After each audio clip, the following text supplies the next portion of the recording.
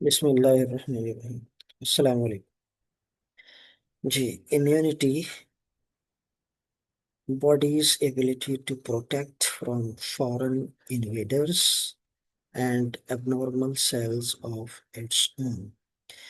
तो ये डिस्कशन है लिम्फेटिक सिस्टम और इम्यूनिटी की, जो GTS 8 के पार्ट पे आपने अटेंड किया था।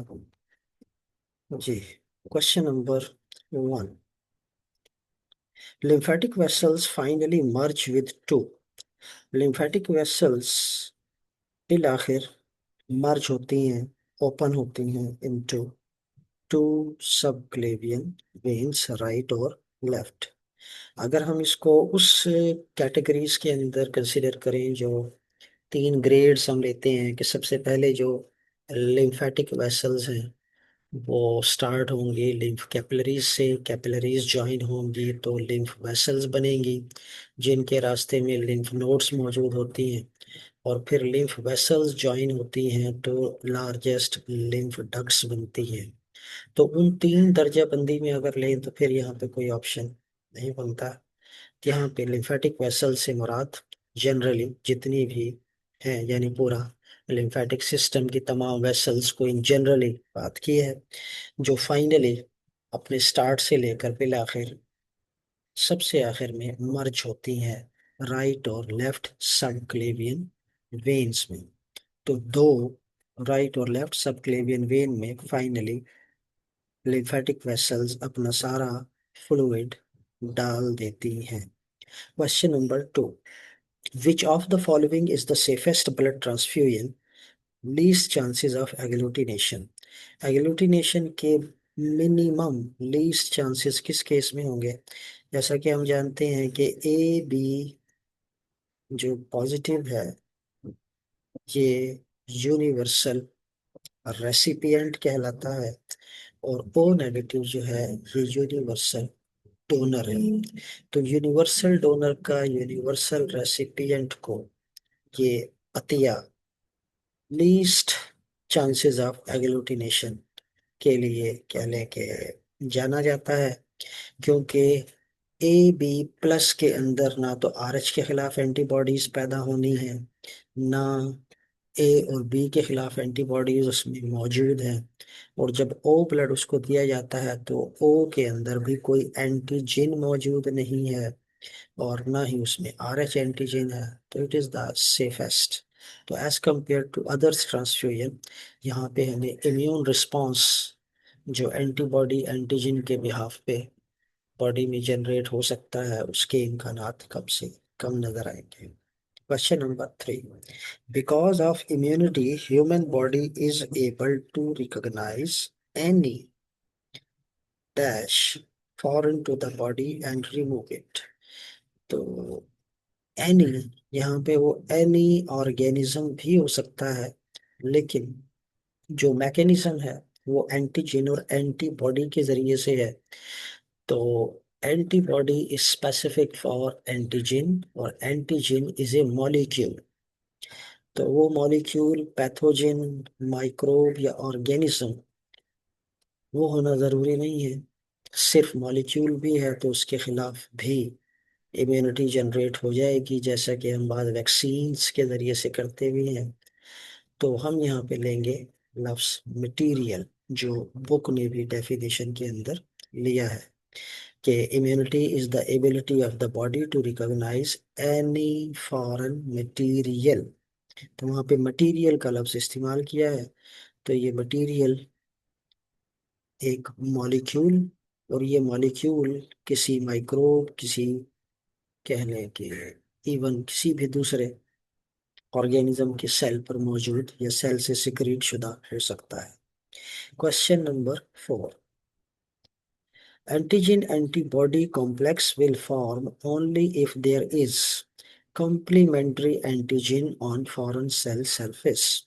एंटीजन का एंटीबॉडी के साथ कॉम्प्लीमेंट्री होना इंतहाई जरूरी है, वरना जब तक ये आपस में कॉम्प्लीमेंट्री नहीं होंगे, यानी एक दूसरे के साथ इनकी शेप ऐसी नहीं होगी कि ये मैच कर जाए, और बिल्कुल उस तरह जिस तरह हम DNA के अंदर A is complementary with T, तो A is larger base, T is smaller base, but their shapes fit with each other.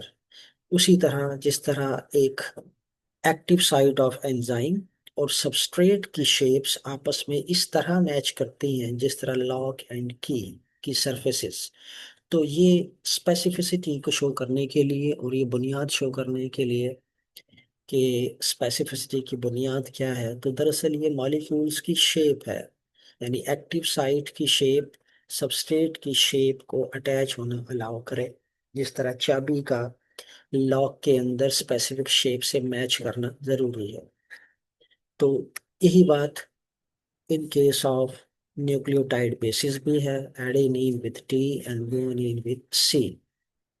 और यही चीज हमें नजर आती है in case of antigen antibody भी, कि एंटीबॉडी का जो एंटीजन बाइंडिंग साइट है वहाँ एक स्पेसिफिक शेप बनी होती है, बिल्कुल उसी तरह जिसे भले लॉक का नाम दे दें भले की का नाम दे दें, इट डजेंट मैटर कि कौन सी लॉक है कौन सा की है।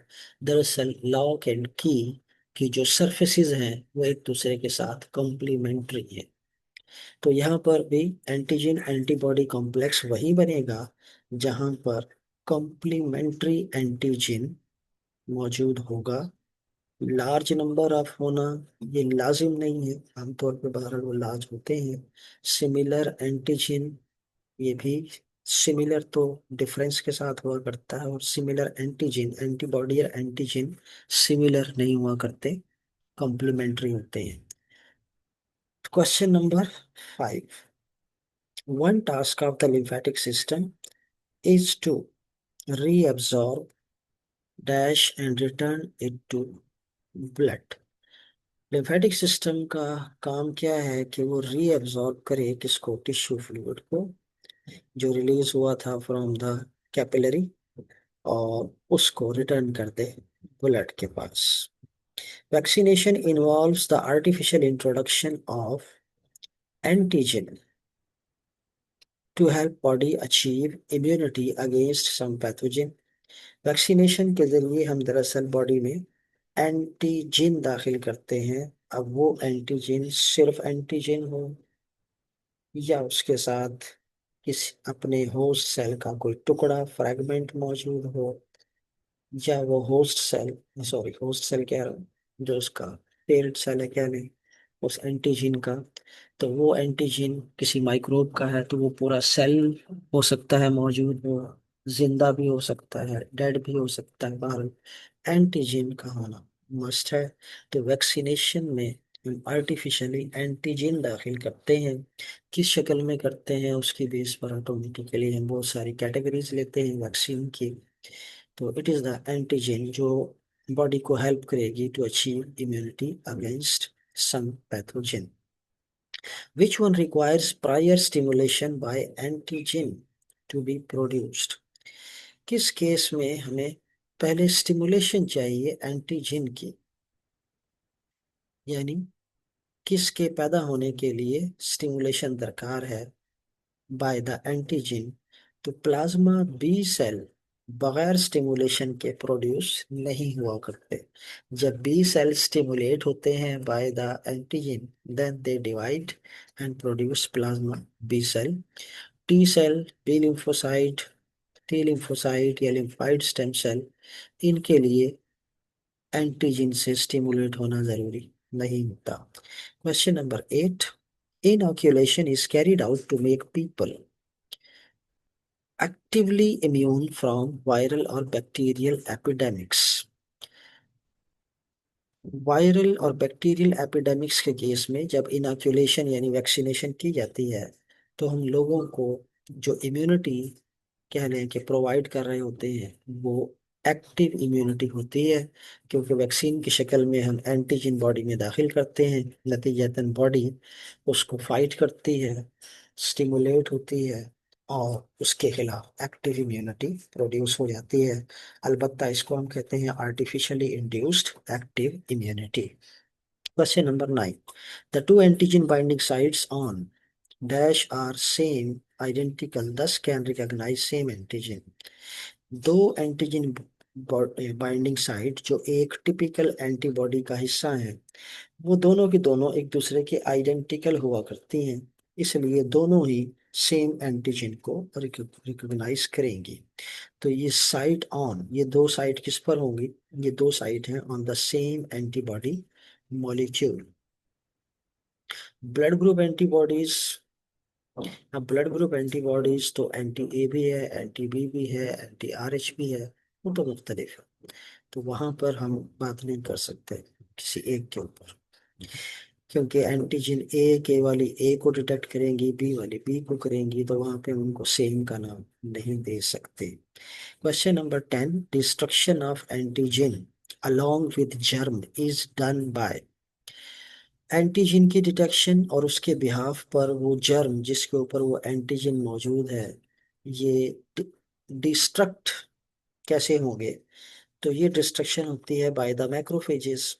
एंटीबॉडी एंटीजन के साथ मिलकर कॉम्प्लेक्स बनाती है, अट्रैक्ट करती है मैक्रोफेजेस को, और वो फॉरेनर सेल पैथोजन वो अपनी एंटीजन के साथ as a whole destruct destroy कर दिया जाता है। Special lymphatic cells called special lymphatic vessels called dash absorb dietary lipids। lymphatic vessels वो कौन सी हैं जिनमें डाइटरी लिपिड्स एब्जॉर्ब होते हैं?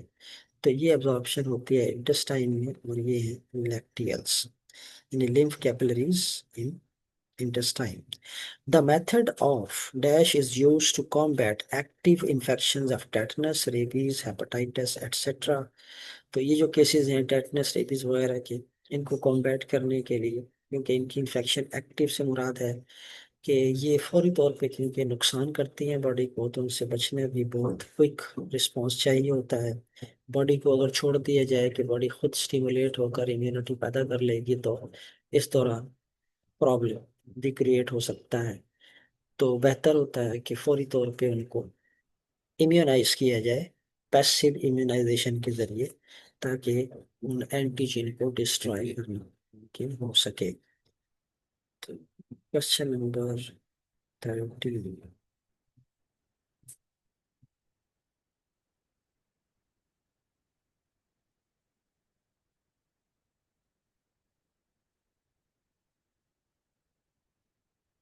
ये question number 13, discovery of B cell was made in cloacal wall of avians. Birds की cloacal wall में B cells को ऑब्जर्व किया गया, फिर बर्सा ऑफ फेब्रेशियस वहाँ पे एक स्पेसिफिक स्ट्रक्चर, तो इनको उससे बी भी नाम दिया गया।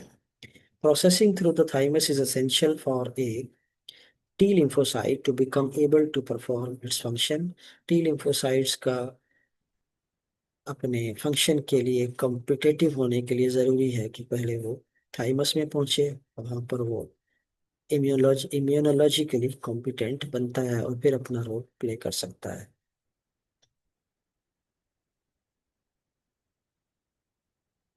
Question number 15, lymph originates as interstitial fluid। lymph जो है, ओरिजिनेट का मतलब है अपनी ओरिजिन, उसका आगाज, वो शुरू कहाँ से होता है। तो lymph दरअसल ओरिजिनेट होता है इंटरस्टिशियल फ्लूइड के तौर पर, टेकन अप बाय lymph। और ये जो इनिशियल फॉर्म है इंटरस्टिशियल फ्लूइड, जो दरअसल ब्लड से निकल कर आई है, तो ये इंटरस्टिशियल फ्लूइड चेंज हो जाएगा, विल टर्न इनटू lymph। कब? जब lymph कैपिलरी इस इंटरस्टिशियल फ्लूइड को टेक अप करेगी। ठीक है, तो लास्ट लाइन यानी ऑप्शन डी इज ट्रू। अगर हम बाकी ऑप्शंस को इसमें फिट करें कि plasma originates at tissue fluid, तो प्लाज्मा टिश्यू फ्लूइड के तौर पे तो ओरिजिनेट नहीं होता जिसको lymph कैपिलरी ले जाए।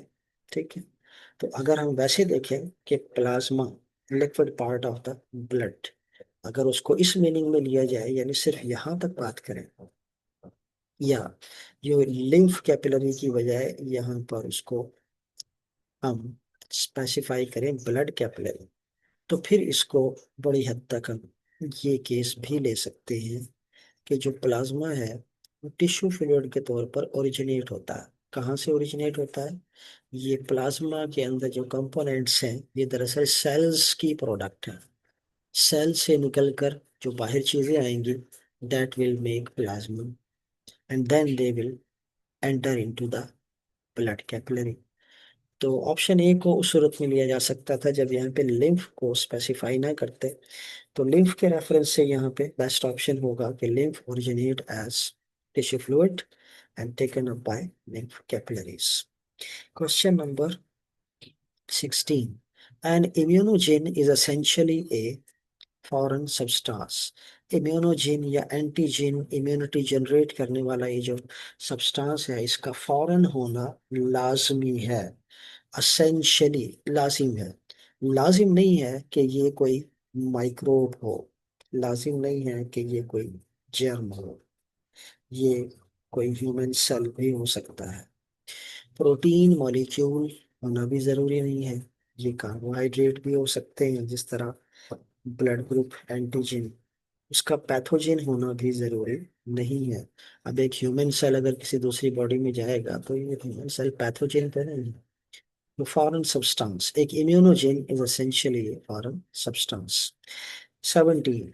Sulfide bridges hold the all four chains together of an antibody. Antibody के जो चारों चेन्स हैं, दो हैवी चेन और दो लाइट चेन, इन सब के दरमियान डाइसल्फाइड ब्रिजेस मौजूद होते हैं।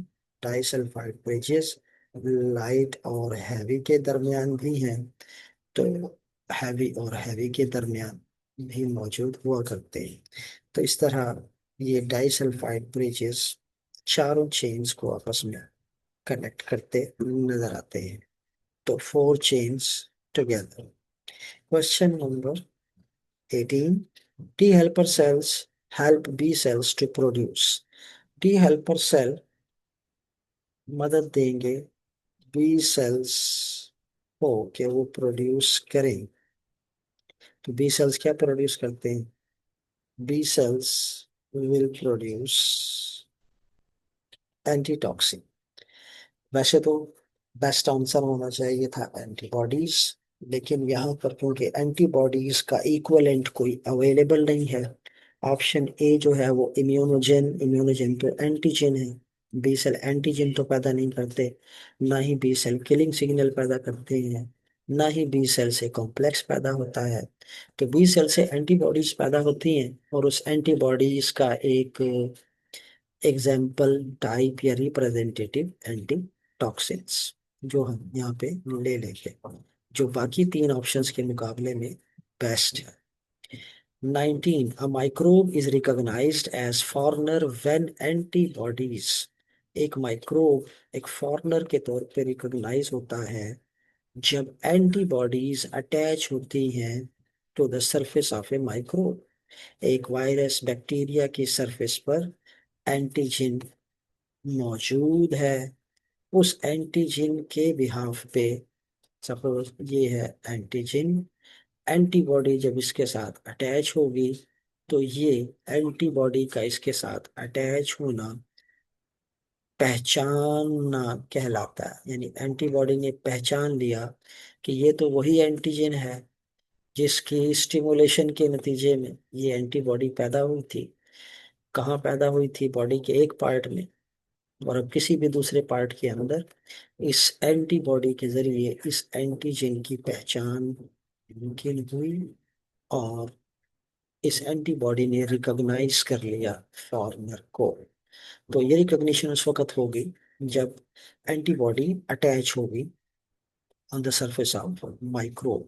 बाकी जो ऑप्शन है स्पीड ऑफ बैक्टीरियल फेगोसाइटोसिस, ये तो बाद की बातें हैं। रिकॉग्नाइज करने के बाद रिकॉग्निशन हुई तो एंटीजन एंटीबॉडी कॉम्प्लेक्स बना, then it will stimulate, then it will attract phagocytes, और फेगोसाइट्स फिर फेगोसाइटोसिस का काम करेंगे। Question number 20. An antibody is called antitoxin if it, एक एंटीबॉडी जो है वो एंटीटॉक्सिन कहलाती है अगर ये एंटीबॉडी एक टॉक्सिक एंटीजन के खिलाफ।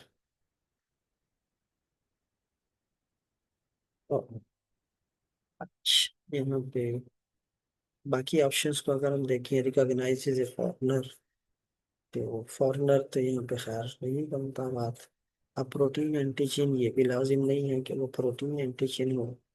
और टॉक्सिक एंटीजन यानी एंटीबॉडी जिस एंटीजन के खिलाफ पैदा हुई है, अगर वो टॉक्सिक एंटीजन है तो एंटीबॉडी को हम एंटीटॉक्सिन का नाम दे देंगे। Question number 21, the route from the tissue fluid back to blood stream. Back to blood stream route क्या होगा? ये रूट है lymph capillaries to lymph vessels to lymph ducts। जी ऑप्शन ए, lymph capillaries से lymph vessels, जो अभी मैं कुछ देर पहले बात की थी कि कैपिलरीज ज्वाइन होती है, वेसल्स बनती हैं, वेसल्स से फिर आगे lymph duct बनती है, और lymph duct ओपन हो जाते हैं इनटू सबक्लेवियन वेन्स। तो वापसी का रास्ता टिश्यू फ्लूइड वापस ब्लड का हिस्सा बनेगा थ्रू लिम्फेटिक सिस्टम, इस तरह से। Vaccine stimulate the production of, vaccine produce करने को स्टिमुलेट करती हैं एंटीबॉडीज के लिए। Vaccine stimulate the production of antibodies in our body. वो वैक्सीन कोई भी हो, तो जनरली जिन्हें हम प्रिवेंटिव वैक्सीन का नाम देते हैं, तो वो बॉडी के अंदर स्टिमुलेट करती हैं प्रोडक्शन ऑफ एंटीबॉडीज को।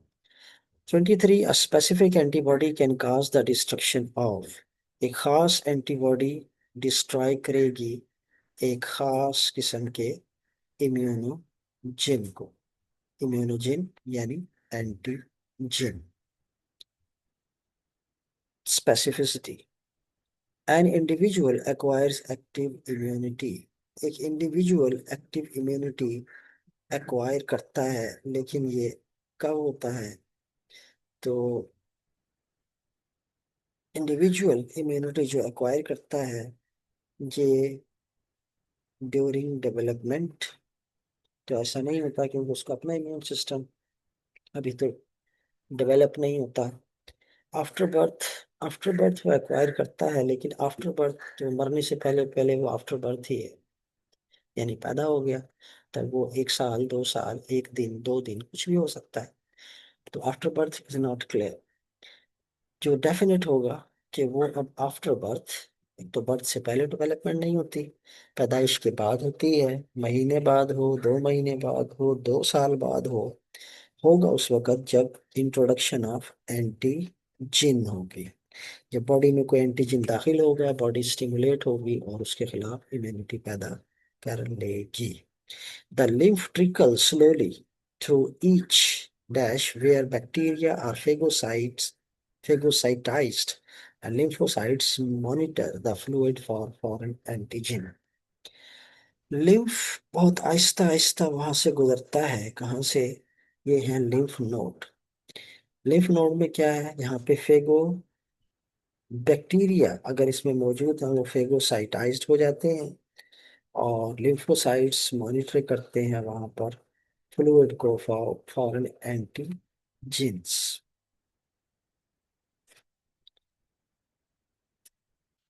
अब यहाँ पे जो स्प्लीन का ऑप्शन है, स्प्लीन के अंदर भी कुछ ऐसा ही होता है, लेकिन वो होता है ब्लड के साथ।